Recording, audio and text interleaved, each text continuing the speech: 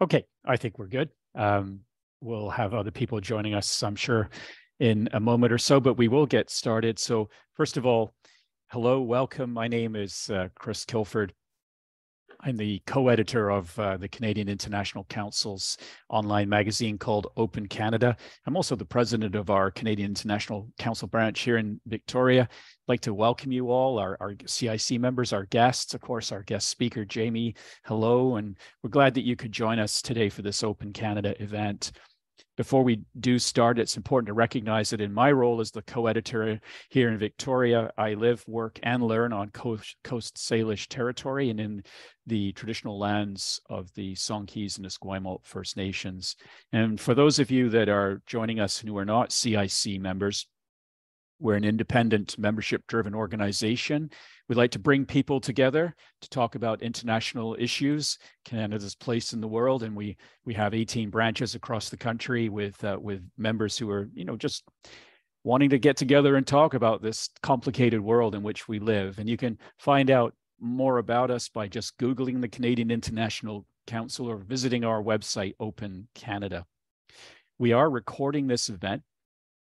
We will also have a Q&A session a little later on. And if you want to ask any questions, you just have to go to the bottom of the screen into the Q&A area. I'm sure everybody's familiar with that by now. And type away and we will get to your questions. So there we go. That's the formal part of today out of the way. And so I'm delighted that we have our guest, Jamie Bowman, here today. And for the past 20 years, Jamie's been working as a legal consultant in some of the world's most challenging environments. And she has her new book, Bike Riding in Kabul, and I have some copies behind me. She has lived along the way in her travels in buggy hotel rooms, as she writes, converted shipping containers, which I know a little bit about myself, and recycled safari tents. And she's a California native, a graduate of the University of California in Berkeley, and a member of the State Bar of California. And she's currently dialing in from Washington, D.C., where she lives. And we're here today to talk about Jamie's book, Bike Riding in Kabul, which is terrific, by the way, and has lots of great reviews. And I know a sequel is in the works. So Jamie, welcome to Open Canada and the CIC. We're glad that you can be with us today. And how's the weather where you are? Well, I haven't been out yet, but it's pretty nice considering it's Washington, D.C. and the spring. We're really enjoying it. But first of all, thank you so much for inviting me. It's a pleasure to be here.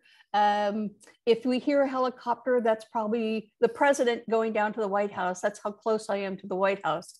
So I apologize for that in advance. And I previously apologized to Jamie if we hear float planes in the background, because I'm here in Victoria right by the harbor, and we sometimes get quite a few of those float planes coming in and out, but it'll be fine. So let's get started about your book, which I've read and read again to get ready for today. And it's covering a period from 2002 to 2010, and it starts in Kosovo, and it ends in Afghanistan. And over this period, you got to see so much, to do so much. And I guess at the end of the day, looking at all of that, what were your motivations to try to bring it all together in the book? And what were you hoping to achieve? Well, I went to law school, of course, and I'm a lawyer, so I went to law school. And when I got out of law school, I really didn't feel like I knew how to practice law. We didn't have clinics back then, and we didn't have the sort of, there were certain things you could do, but most people graduated and they were lost. So having worked in 20 years in development, I thought that I could write a book that would give people a heads up on what they can expect. So it's not telling you how to think, but it's giving you an idea of what you might encounter. Like, even though you're going overseas and you think that you're helping global development, you might have a toxic boss. You might have a colleague who's kind of a jerk. You have to be aware to take care of yourself, be aware of your physical presence, take care of your mental state.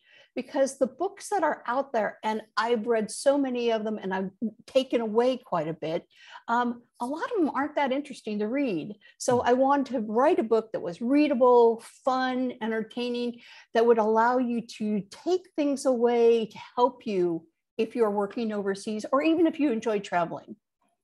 Yeah, I think what you just said is really important, because many people heading into the world of international development for the very first time, they have a quite romantic view. I did. Right. About going out and helping people, and that's great because you need to have that. But when you do get out on the ground, you encounter how difficult things are and the people that you're dealing with, and quite often holding your nose at some of the situations you see.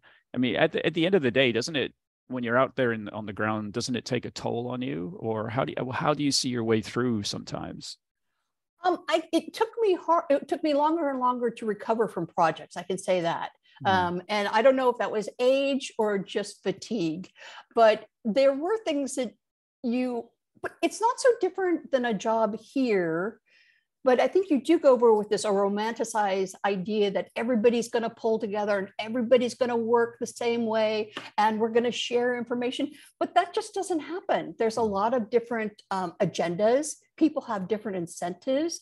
There's a lot of money involved in international development. So there are people jockeying for positions. And so I was not aware of that when I first went, and not that I condemn that in any way. It's just a fact. And you could take away from my stories what you will, but it just gives you an idea of what you might encounter. Yeah, definitely. And I'm going to come back to that a little later on. And because when we started our call earlier, before everybody came into the room, we were talking about Ukraine, and I went to Ukraine as a student, a 16-year-old student back Oh in my gosh. 1978, Oh my gosh. during That's the amazing. Cold War. So quite fascinating to have had that experience. And the war in Ukraine is on our minds. And it was 20 years ago, roughly, that you were off to Moscow. Right. Um, 2004. 2004 for a World Bank project. And there's a great line in your book where you say, and I quote, this is somebody talking to you, saying, "They are Russians, Jamie. They will lie and lie. And even when they have no reason to lie, they will lie. It's their culture." Armed with that advice, I boarded a plane to Moscow. So you spent 6 years back 20 years ago in Moscow with the World Bank, working there. Now you fast forward to today, we have the whole situation in Ukraine. You were mentioning to me earlier about those experiences in Ukraine. And I wonder if you could just talk about that. Well, this whole idea that the invasion of Ukraine is a surprise, I don't believe that, because when I was there in 2003, and I was working on the mortgage law, so I'm not on the front lines, I'm not in any secret meetings. It's just a matter of when you walked into a store, if they thought you spoke Russian, they wouldn't listen. It's like it had to be Ukrainian. And then I'm like, well, I don't even speak Russian. It's like, okay, then come in. And they were helpful. When you met a Russian, someone who was visiting, it was like, this is not a real separation. This will not last. It's like Ukraine has always been part of Russia. It always will be part of Russia, and time will tell. So it was kind of usually when people were surprised at this. I'm not condoning it in any way, but it was always, at least the Russians always knew that this was going to happen. Mm-hmm. I think Bill Clinton had an interview not too long, and he said, yeah, he expected it as well. But I said it first. Right. Well, it looks like, when you were in Moscow back then, 20 years ago, what was it like? The country had collapsed. It was coming back. You make some interesting observations about how Russians viewed Gorbachev versus Stalin. Right. Could you talk about that a little bit? It hadn't just imploded. They had just had the Olympics as well, and the Russians had lost terribly. And so was it the Sochi Olympics? And they hadn't done well, and so they were smoldering under that as well. And they were on probably at the lowest of Russia, and they were just about to start moving up Putin was on the scene. There was the Chechen slaughter, and where I think 365 people were killed in a gymnasium down in Chechnya because they were rebels. The rebels came in and took over the gym, and then Russia responded with massive firepower, and many, many people died who shouldn't have died. And Putin said at the time, we do not negotiate with terrorists, we eliminate them. And that's exactly what he did. So one thing about Putin is, like, he does tell you the truth. He tells you he's going to be brutal, and he is. But Russia is like, it was glorious for me because before that I had been in places like Podgorica, Kosovo, Dhaka, very small, underdeveloped, no, not small, but underdeveloped cities. And Moscow is a magnificent city. No matter what you think of the Russians, they have those museums and they have those parks and music, and there's a lot to do in Moscow. So it was a double-edged sword.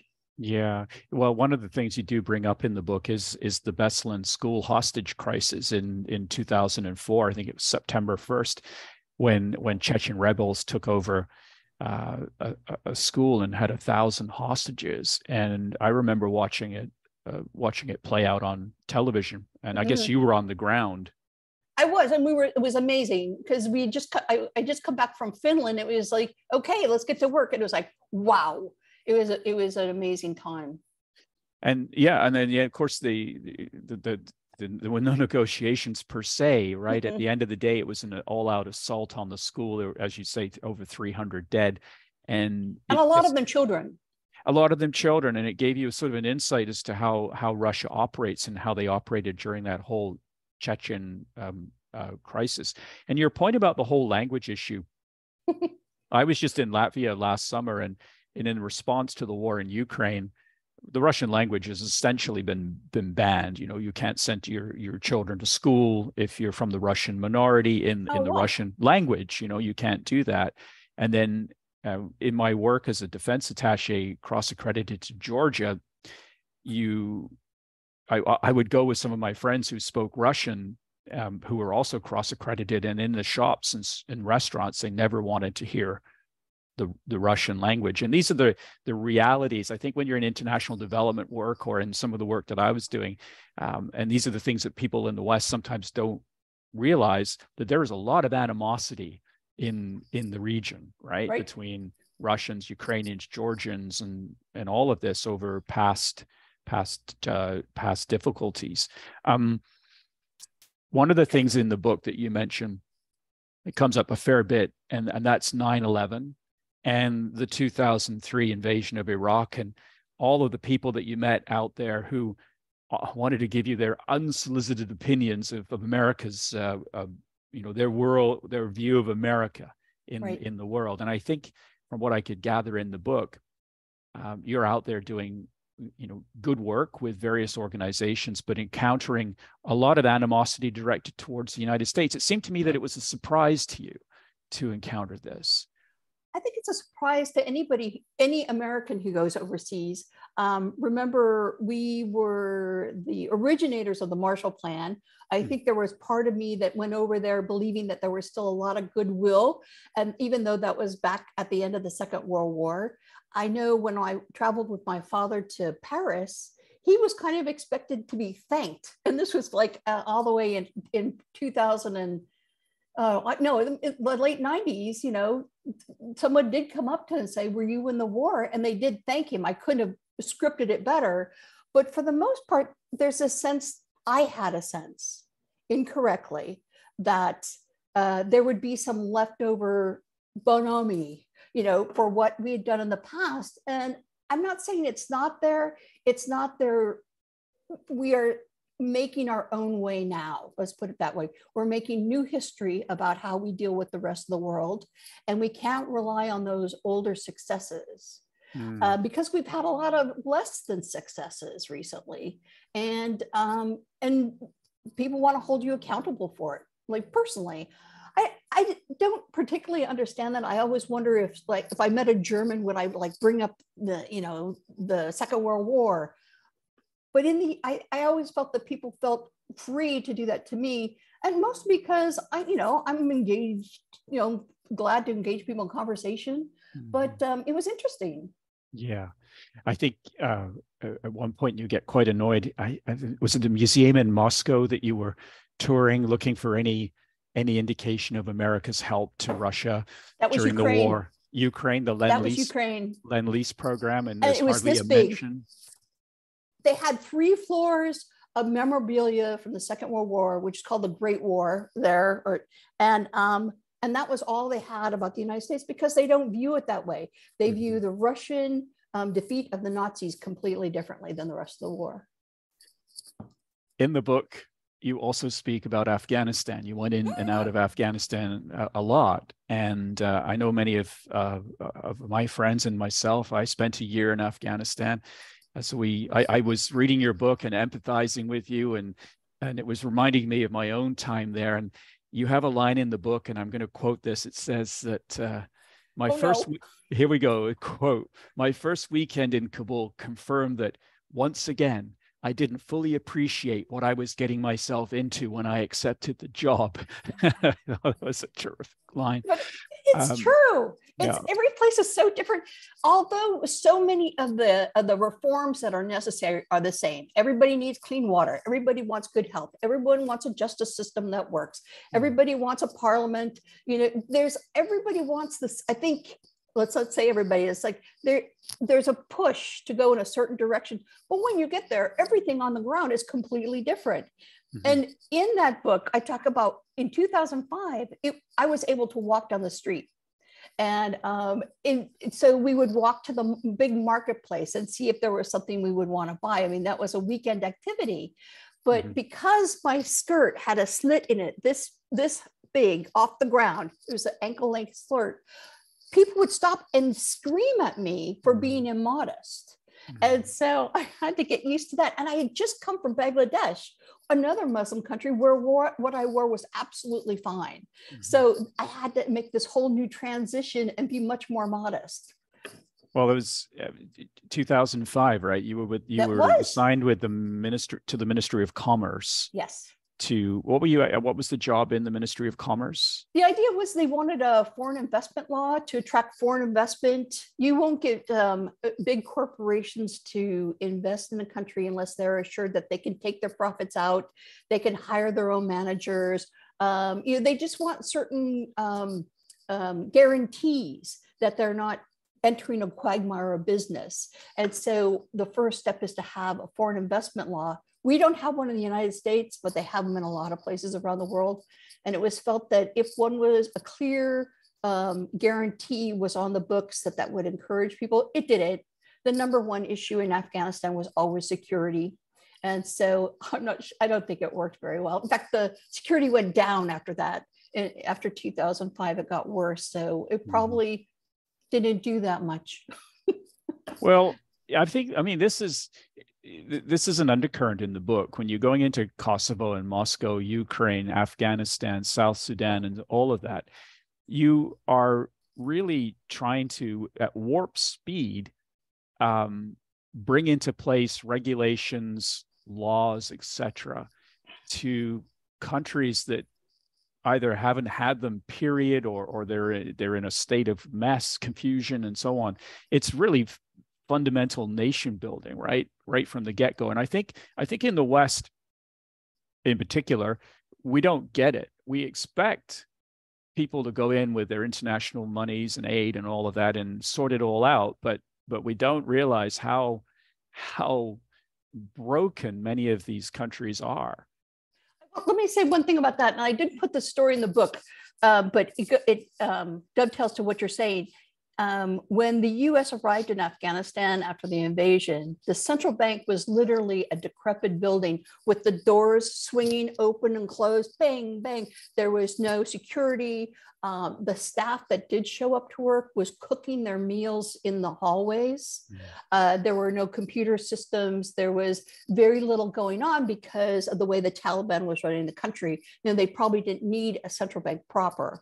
So when that was changed with the invasion and the coalition, it's not just the US, the Canadians were there, of course, they refurbished the building. They started training security to make sure that the right people came in about sign-ins. They started training the new generation of regulators, accountants, how to move paper around the building. It was a colossal effort. Now, the fact that there was a huge default is something else altogether. But the coalition trained 2 generations of Afghans. And no matter what has happened, and I know it's very controversial, and I'm not supporting the withdrawal the way it was done, it has nothing to do with that. But there is 20 years of training, education, language skills, using computers, knowing how to show up to work, which is something that we can never forget. Yeah, no, that's very true. And the year that I spent there, one of my jobs was to meet different groups, journalists and academics and so forth, and show them what was happening on the ground. And people would come in and they were often skeptical about our work there. They thought it was a big waste of time in many cases. But if I ran them past a school, a girls' school at lunchtime when 1,500 young women in their burqas and headscarves were coming out, people suddenly the lights went on. Oh, wow, we are making a difference. We kind of threw it all away in many respects in August of 2021. We gave up too easily, I suppose, but then again, the corruption. I mean, just dealing with the overall corruption. You went back to Afghanistan. I think in 2000, after you left in 2005, you'd said you would not go back because of the waste of funds and slow progress. But in January 2010, you did go back with USA aid, right? I did. And so what motivated you to go back? Well, Obama had just been elected and he had this whole new plan. It was the uplift. It sounded, I bought into it. I thought it was legit. I liked Obama. I really wanted to support him. And this seemed like a good way to do it. A lot of lawyers don't go over there. I was familiar with it. And I thought, well, this is great. I'm going to be in Kabul. I'll be able to, help with what's going on. I know the credit stuff. This is me. And then they sent me out to Panjshir, which is like one of the few provinces that had no credit. The amount of credit they had was women pooling their funds so they could buy a goat, raise it, sell it, and then split up the profit. That was credit. And so I did what I had to do. I went out there and I tried my best. And then I was pulled back into Kabul. Yay. And I got to be there for like 8 months. And you, at the time, you were getting in a lot of trouble when you were in Kabul the second time around with the folks in the Afghan central bank, right? Not the central bank. It was the consultants. The consultants, right? The consultants yes. were upset with you because you were pointing out issues with the bank and corruption. And yes. And boy, that all blew up, didn't it? It did. It did blow up. And I thought, I saw it coming. I'm not just piecing things together. It looked more and more fragile. And I thought when I heard that there was a default in Kabul Bank, a run on the bank, I thought I would be delighted for being right. And I wasn't. There was no feeling of joy over being correct. That was a terrible tragedy for that country. It's going to take a long time for the people to be confident in their banking system again, which is a big problem. But I point that out because sometimes if you're on the job too long, you lose sight of what you're supposed to be doing. And I think that's sort of what happened there. Mm-hmm.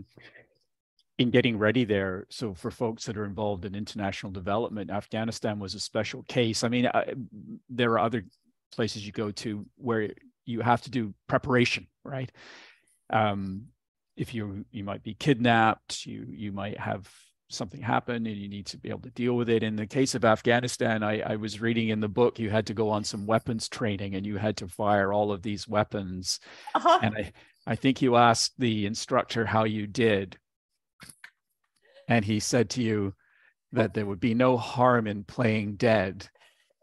Personally, but that training, I think that Holbrooke was behind all that. And so everybody who went overseas for the Obama uplift went to Indiana. Not only weapons training, it was how to avoid being kidnapped. Mm-hmm. And so, how to run people over. I mean, you could have no hesitation there, but you started with handguns, and I'd never held a gun. They're so heavy. I mean, you're an expert, right? But I was surprised at how heavy a handgun was. And then you can shoot everything to rifles. And then there's even the 50 millimeters if you're the one that wants to do that. They also put you in a Humvee and they roll it over. So you'll have a sensation of what it feels like to be in, you're strapped in and they roll you over. And I think 1,000 people had been in that before me. And so when we roll over, all the pennies and toenails and, pens and pencils that had fallen out of everybody's pockets rains on you. It's like, okay, that's it. I'm not going to be in a Humvee that rolls over. You should have put that in the book. I've never been in that situation. I mean, I've fired a lot of weapons, but not having never in a Humvee rolling over like that. This was slow. And the other thing, I had some security guards in Afghanistan. I mean, we had security, and so our vehicles were heavily armored, and they were kids, of course, our security guards, young men, and women. And so what they would do is they would park on a little bit of an incline. So the door would be too heavy to open. And so it was like, they thought that was funny. Well, in Kabul, I had a Toyota Land Cruiser assigned to our office. And oh, nice. People, again, this is being out in the world, and those doors are heavy, right? And crazy heavy. It took a lot of effort to close the door of your Toyota Land Cruiser. No problem, you got used to that. But what was happening, what I found when I came home for a break, I'm in my normal car, and I wanted to close, and I almost ripped the door off because I put so much force in behind closing the door. I mean, the glass was like an inch thick to stop bullets. If you were being shot at. One part of your book reminded me of an experience that I had in Afghanistan. And this is when you were in a container and you heard those missiles flying overhead. And for me, that experience, it was my first night actually in a container in our embassy compound, and 2 missiles went overhead. You could hear the shh, and then in the distance, boom, boom. You knew that they were shooting at the U.S. embassy, so that was okay because it wasn't us. You weren't far away. You were just on the other we weren't side, that right? far away. We weren't that far away. But I guess my point is, many of these tasks you took on when you go to places like Iraq and so forth. It's not just going to the office every day. I mean, you're putting your life on the line, and. I'm going to say 2 things about that. When you talk to other consultants who are in those situations, they say it's your time, it's your time. You can be killed in a bathtub. You can be killed, just as easily other places, and you sort of buy into that. You think, well, yeah, there is something to say that just to make yourself feel better. But I also am a rule follower. I'm not the one that tries to sneak out of the embassy compound or stays out too late. I think that most of the people, and I don't want to hurt anybody's feelings who might have lost a loved one under different circumstances, but I think the majority of people who follow the rules did okay, at least, in Kabul itself. And I was that person. There was a whole other world in Kabul too. If you were involved in international development or in some of the work that I was doing, there was this whole world of very, very nice restaurants, nightclubs. I once, almost by accident, found myself in a disco in downtown Kabul full of foreigners. But Afghans couldn't go in. No. Afghans couldn't even go in. So yeah, it was definitely a foreign scene. In fact, there's a series, and I think it's British, that is about a restaurant in Kabul during that time. Mhm. And gosh, I wish I could remember the name of it, but it's funny. I mean, you will like it because it'll remind you of some of those things. And I think that's the other part of getting into the world of international development, right? There are other worlds there, people that you're helping live their world, and you're still getting to keep your part of the world with you. And there are people ready to cater for that too. I was pretty lucky though, because I went over with an expertise. I mean, I did credit for a number of years before I went over there. So I had the confidence in that. I don't, I'm amazed at the humanitarians who go over there and take on the really, really difficult jobs of trying to change social perceptions, the agriculturists who try to change the way local farmers operate. Those are really different things. Usually when you work in credit, you're dealing with the smart guys, smart women who like understand trade, especially in Afghanistan. I mean, it's like they pride themselves on their trade, and for good reason. They know what they're talking about. But I think compare on the scale of 1 to 10, I think mine was a lot easier, a lot more straightforward than what a lot of people do when they go over there. I'm curious now, 2023, are you seeing anyone offering contracts in Afghanistan to work on the financial side of the house with the Taliban government being in power? No, I'm not, but I don't really look for them. I know the last time the Germans were in there helping the central bank, but the feeling was that more help was needed. It's a big deal to run a central bank. I mean, you have to do currency, you'd have to do monetary policy, bank supervision. There's a lot of pieces to it, payment systems, and they will need help. I doubt if they really will be soliciting Americans, but I do know Americans are going back. You do, right? I do. Yeah, I've had some people that I know go back and talk about their experiences, and it's different. It's changed, but in some respects, they're able to get into areas of the country that they never were able to before because of security. The security is better, and I think though it's a challenge for women, obviously across the board, whether it's education for Afghan women and girls, or even working with the NGOs, that hasn't been resolved either. One of the places you worked and you talk about in the book is South Sudan, 2006, 2007. And there's a point in the book where you get this, I think you get a phone call. I think it was this case, you get a phone call from a recruiter looking, or was it there or somewhere? No, I think it was there, looking for you to go there, listing off a long list of things, requirements you have to have. Yeah. You have some of them, but not all of them. But as soon as you say yes, you write in the book that the person on the other end of the phone squealed in delight that you would take this mission on. And that might have been a giveaway that you perhaps wouldn't want to go there. Yeah, I didn't think that through entirely, but I'll tell you at the end of it, Sudan was really an amazing experience. But the minister I worked with had a reputation for being honest, and that changes everything. If you are working with I don't know how people work for the dishonest ministers, but he knew his priorities, he knew where he wanted to go, and it was like he turned me around, pushed me out the door, and said, "Do it," and I did. And it took a long time, and I did a lot of drafting, and we put a lot of things in place. It's fun. Every so often I go back and there's a review of some of the laws I've written by UN or other agencies, and they say, this is good, this is good, this is good. So I can walk away that I did some good. It pains me to see that Sudan is having troubles again, but although I complained a lot about it, I complained about living in a tent. There was always a lizard in my tent. I could hear him scrambling around at night, but it was a good group of people. It was interesting work. At the time, there was some optimism. I talk about having a 2-day conference, and people came from all over the country. They were flown in, and they spoke about their hopes for the country, where it was going, how they're going to do. And it was really, really touching.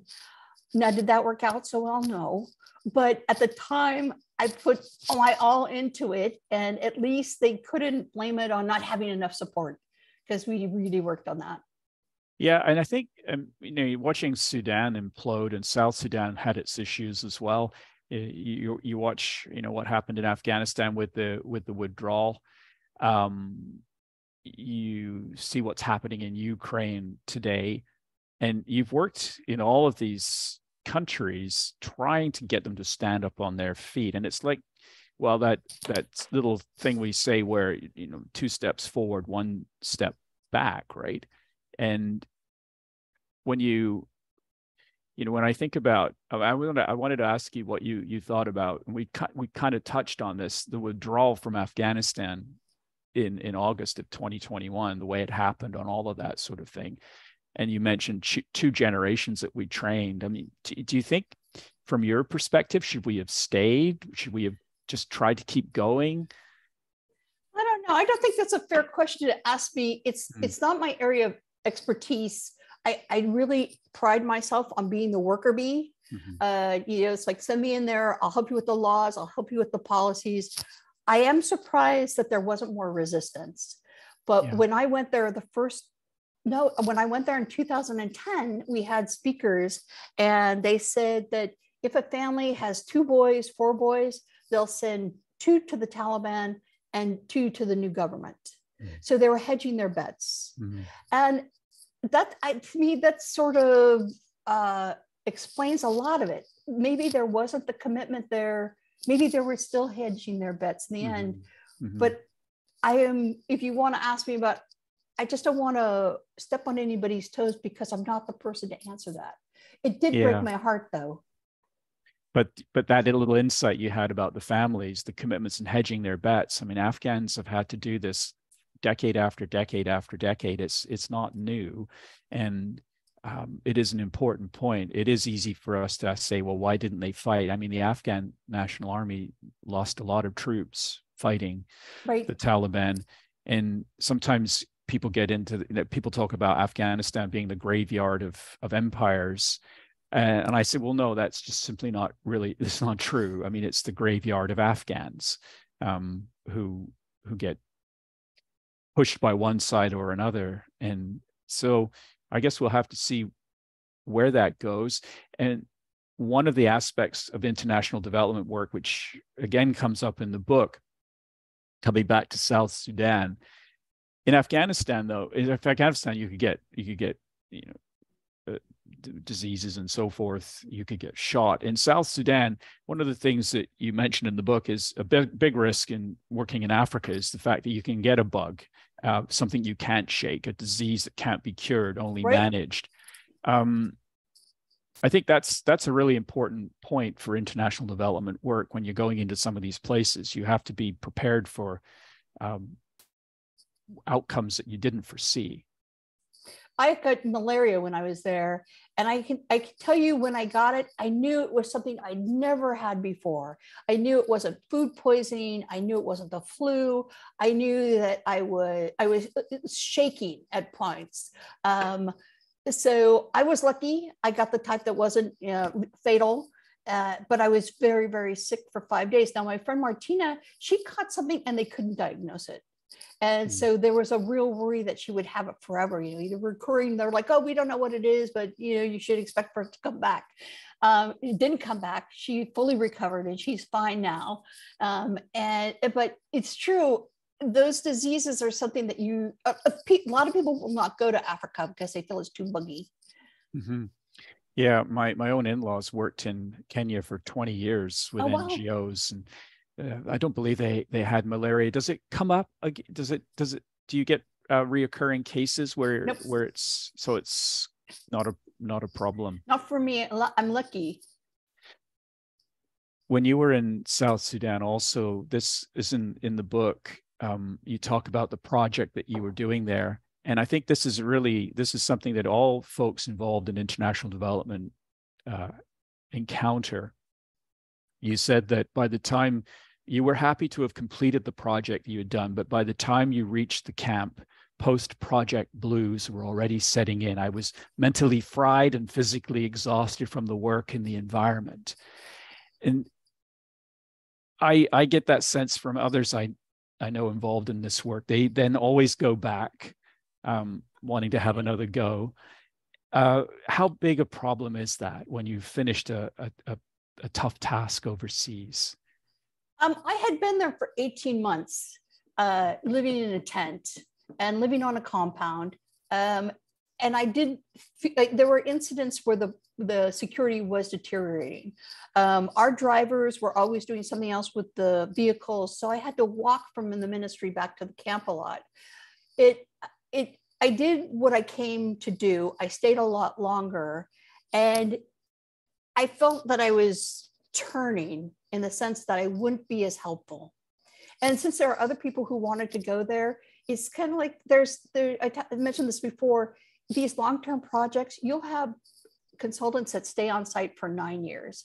Mm-hmm. And I think that they lose the zest, they lose the intrigue, the delight in being there, and it becomes a slog.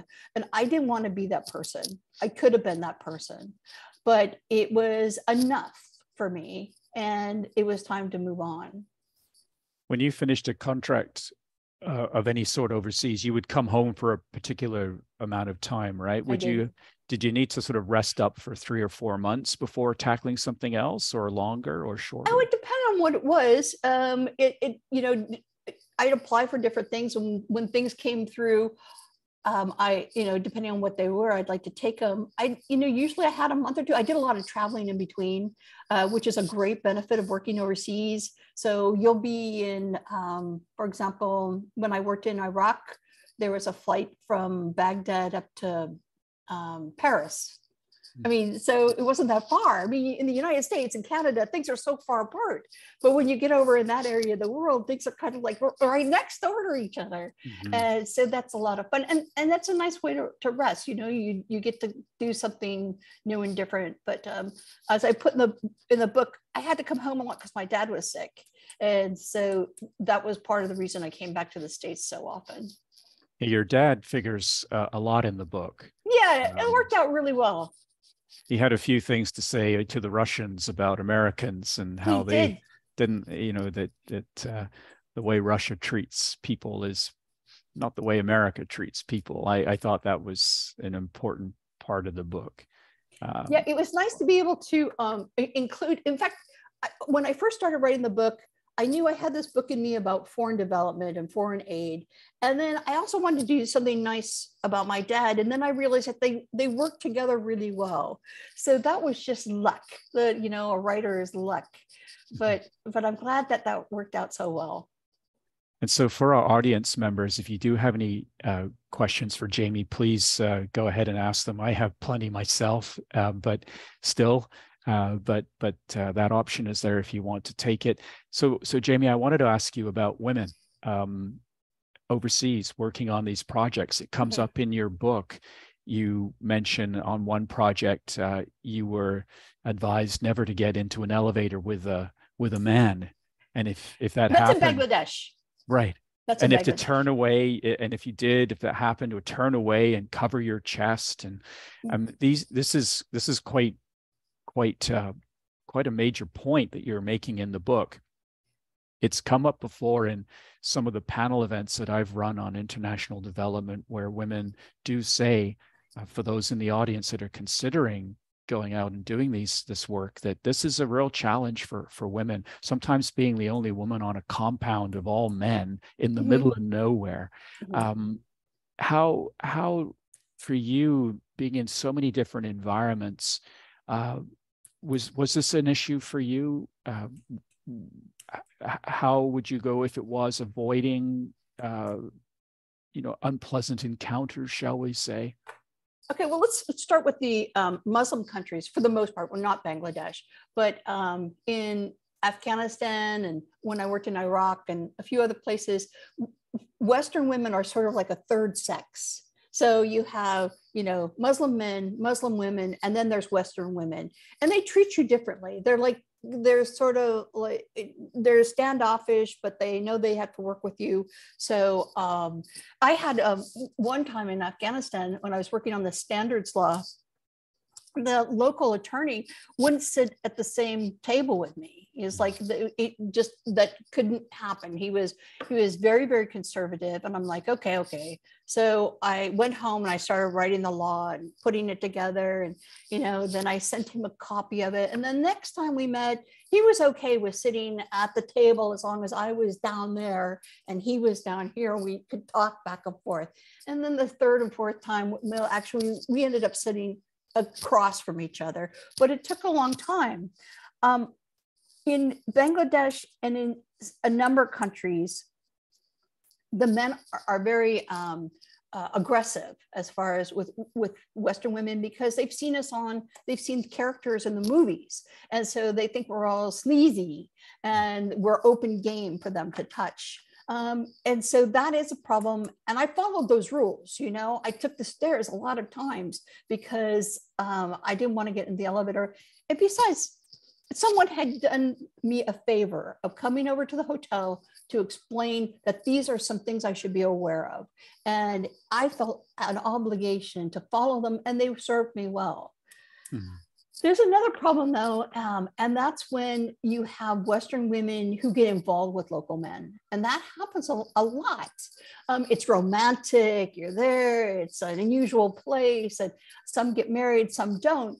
But when Western women, I gotta be careful here, sleep with local men, the expectation is that when the next consultant comes on site, they'll sleep with them too. And so that is a problem. And so as far as having this wonderful, fabulous love affair in a foreign country, I wish you all the best. But remember, there might be a woman following you and that can make it difficult for her. Oh, I see. Gosh, I hope that doesn't get me in trouble with a lot of people. No, not at all. I mean, I think it is an issue. Sometimes when the recruiters are calling you up about these positions, these things don't get raised.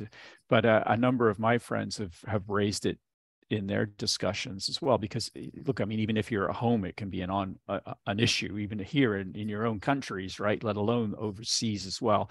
But overseas, sometimes you are on your own. There aren't that many women on a compound that you can turn to. And being on your own is something that considered, okay, even if you take these foreign development jobs as a job, okay, I'm going over there to do a job. If you're doing the same type of job in the United States or Canada, you have a support group.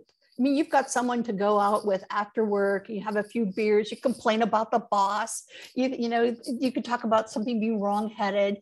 But when you're overseas and you're on a compound or you're on a project, you don't have that. I mean, you usually socialize with the people that you work with or the people who are on the same project.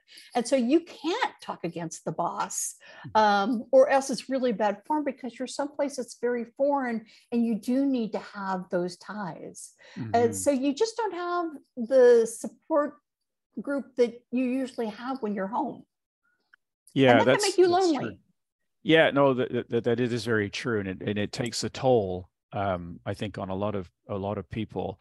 When you have been out there and come back, are there any sort of psychological supports that the hiring company provides you, or are you basically just a person to be used, and then when the job is over, you're tossed away? I kind of felt like I was the person being used and tossed away. Okay. But not that the one thing that shook me up was in Bangladesh when somebody grabbed me. In the book, it talks about being in a village, a remote village, and walking in a line with some tourists from France. And the locals stand up, and this is after 9/11, and Bangladesh took a very conservative turn after 9/11. They were angry.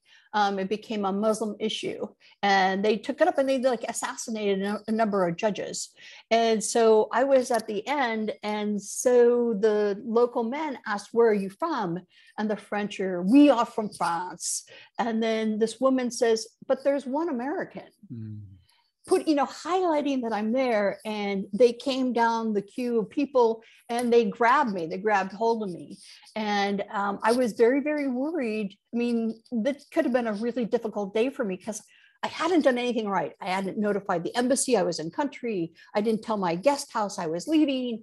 No one knew where I was. My cell phone didn't work. I was really stranded. So it could have been a bad day for me. Yeah, well, I was reading that part of the book and I thought to myself, well, you could have said, no, they've got it wrong. I'm a Canadian. I don't know if that would have helped you a lot, but Canadian, eh? Yes, well, exactly. I do have a question from the audience. Doug is asking, we in the West seem to think that the people in Afghanistan want the same rights for women as we have. And it is only the extreme right that wants to keep with the old ways. Do you feel that that there's a body of thought in Afghanistan that says, we do want to have rights for women, or is it more restrictive than we think? Well, that argument, when you see how women are treated in Afghanistan, we're not talking about the glass ceiling. We're talking about really unbelievable conditions where women, because of the difference, are kept in their mud huts without friends, without education, without anything but the cooking for the family and getting water from a well, that kind of thing. It's not a matter of imposing. It's like, oh, we want these women to go to college, or we want these women to run the corporations. We're so far away from that. But you really do. I don't think it's hard to deny that diversity and having women in the system is really important. So I don't buy into that argument that we're wrongheaded. We may have not done it correctly. There may have been better ways to do it, maybe, that would have been more successful. But the treatment of women in Afghanistan, at least when I was there, and this has been a while, so I put that caveat in there, it's really deplorable. Yeah, and I think also, from my experiences there, in the main cities, there were some opportunities for women, but once you moved outside of the big cities, opportunities for education or anything like that, it was very conservative. And I think it speaks to the time, not that we have a better way of doing things, although I would say we do, but it takes time, right? I mean, it takes more time than we were willing to invest. We put 20 years there. We made, I think, a major difference on the ground, but we would have had to have stayed a lot longer. Oh, right, which is pretty expensive. I have a story about women and the way they're treated. When I was in Southern Sudan, after I suggested that they teach women how to read, there was a group that came over and they had a focus group talking to women. Do you want to learn how to read? Do you want to learn how to write? And they're like, oh, yeah, yes, we want to learn how to read. And so as part of the focus group, somebody asked, well, why do you want to learn how to read? And the answer was, if my husband sends me with a message saying I needed to be killed, I would be able to read it and not deliver the message. Oh my gosh. Really? You're like, that's a good reason to read. Yeah, that's good. That's a good answer. I have a question from Tawab. He says hello, and he thanks you for sharing your thoughts. He hasn't read your book and yet, but and he asks for your forgiveness. And could you elaborate a bit more about your main reason naming your book Bike Riding in Kabul? And Tawab, that's a really important point because it is called Bike Riding in Kabul and there is a story. So Jamie, tell us about that. It is a story, but thank you for the question. I will say this. I've had a lot of criticism of the title. People say that it doesn't reflect the book because the book does cover a number of countries, but the bike riding in the Kabul is kind of a good analogy of what development is like. So I had a boyfriend in Afghanistan. He was Argentine, and he talked me into going on a bike ride in Kabul on Friday morning when everybody would be home. And it's true enough, the streets were empty. There wasn't even dogs out there, no buses, no cars, nobody walking along. So we had all of Kabul to ourselves. And we're riding along, and just like you're starting a new project in development, it's fun, it's exciting, you feel like you're free. And we rode into town, and then there was a catastrophe. I had an accident and I scraped my knee, I scraped my elbow as well. And the thing was, it's like, it was ridiculous to think that you could ride a bike in Kabul. I mean, I'm a bad bike rider anyway. And then the fact is, it was so perfect because it started off so well. And then I had to accept the fact that it wasn't going to work. So that's where the title came from. And so many people loved it. And it sounded so exotic. And it's kooky to think that someone actually would go out in 2005 and ride around Kabul in the morning. So I hope that answers your question. Thank you for that, Jamie. And I would say Tawab is a very good friend of mine and a former senior minister in the Afghan government. So, oh my gosh! Hence the question about the title Bike Riding in Kabul. And I see actually, wow, our hour is up. I have another question that just came in. Oh, and that's just Abdul's, Tawab thanking us for the question. You have, since this book has come out, you've been all over the place now, even further, Iraq, Vietnam, East Timor, Armenia, Bhutan, Uzbekistan, Cambodia, just some of the places you've been working. And I know another book is in the works. When do you think that might come out? I'm working on it, but with this first book, I didn't know how much work went into writing a book. So I was naive, and it's like, oh, it'll be done in a month. It'll be done next month, the month after that. But now I know what goes into it, and all the chapters are outlined. So I'm hoping by September, October, that it'll be done, and it'll be very similar to the first. I mean, I people seem to like this book. They like the stories. They like the takeaway from it, and they like the fact that they're not told what to think, but just to be aware of the issues, which I think is really important, one of its best qualities. So yeah, it'll be pretty much the same. Yeah, it's a real tour de force, the first book. And I just, on the case of Afghanistan, all the work you did, all the work that other people did to help that country, people are still working so hard now to help. And I have a meeting tomorrow, a Zoom call with a young Afghan a fellow who lives in Canada now and is running a program to provide education over the internet to Afghan girls in math and physics and so on. So people are still working hard. And I think at the end of the day, those 20 years that were invested by so many people like yourself won't be wasted. So I don't think it's wasted now. No. There are demonstrations. Everybody who was trained and did get out probably will be able to have a job, at least in the US and Canada, wherever they go. The refugees are well educated.